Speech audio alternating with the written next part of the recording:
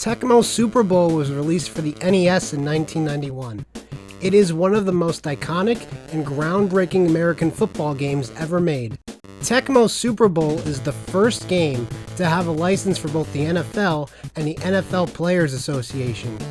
This is taken for granted today, but every American football game before this had only the rights to use either the players' names and likenesses or the rights to use the team names and logos. The Madden series wouldn't get this until Madden NFL 94.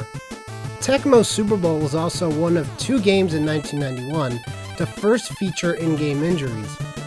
John Madden Football 92 was released the same year, and it included QB injuries, while in Tecmo Super Bowl, any player could be injured. This was also the first game in which you could play a complete season with all the current NFL teams all the way to the Super Bowl, with individual player stats being tracked. If you think nostalgically back on Tecmo Bowl, much of your fond memories are likely of this game and not the original. For example, Bo Jackson is more of an undefeatable monster in this game than the original. Tecmo expanded the cinematic approach from the original by putting certain cutscenes in the middle of plays. If your lineman just misses sacking the QB before he throws, you will see the QB evading it in a cutscene.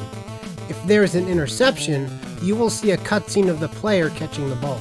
This sounds game-breaking, but they are so quick and well executed that it just adds excitement.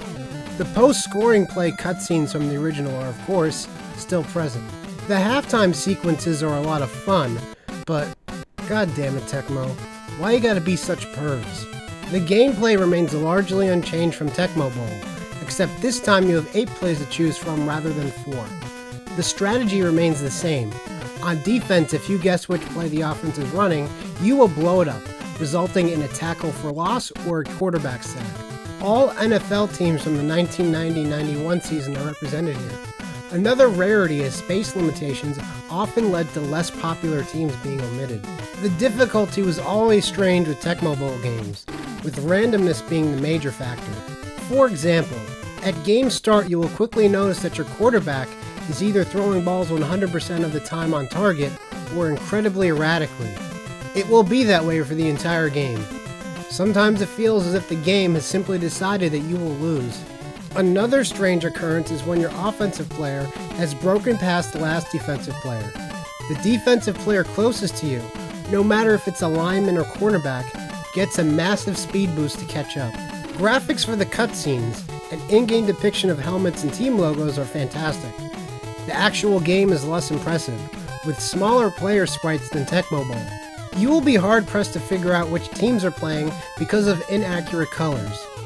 There are more details of the playfield, however, such as visible crowds and on-field first down markers. In-game music is good enough. There are some very impressive voice lines in the game, though. Tecmo Super Bowl is an all-time classic. It was the premier American football game when it released in 1991. Easily outclassing anything available on the Sega Genesis or Super Nintendo. It is the first full NFL experience, featuring players, teams, a full season, stats, and player ratings. Timeless gameplay makes it entertaining to play even today.